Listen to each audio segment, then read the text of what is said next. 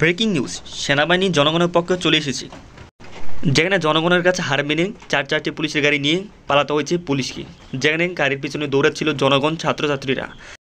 আর ঠিক এই মুহূর্তে যখন পুলিশরা লক্ষ্য করে জনগণ আসছে, ঠিক তখনই পুলিশের গাড়ি তুলে ডাইরেক্ট একবার দৌড়ে পালিয়ে যায়। যেখানে লক্ষ্য করা যায় জনগণ সবাই মিলে একবারে পুলিশকে তাড়া করছে। তাই তো শেষ মুহূর্তে সেনাবাহিনী এবং পুলিশ হাতছাড়া হয়ে গেছে শেখ হাসিনার। আর তাই তো সে আজ পালানোর জন্য প্রস্তুত। যেখানে সেনাবাহিনী পুরো গাড়ি নিয়ে একবার জনগণের মাঝে এসে তাদেরকে শান্ত হওয়ার চেষ্টা করছে এবং বলছে আমরা তোমাদের পাশে আছি। আর এরপর লক্ষ্য করা যায় জনগণ মিলে দাও করেছিল পুলিশদের। যেখানে একটা পুলিশ পিছনে পড়েছিল, কিন্তু সেই পুলিশও সাথে সাথে উঠে যায় গাড়ির মধ্যে। কিন্তু শেষ পর্যন্ত পুলিশরা 4টি ট্রাক নিয়ে একবারে সেখান থেকে উধাও হয়ে যায় সাথে সাথে।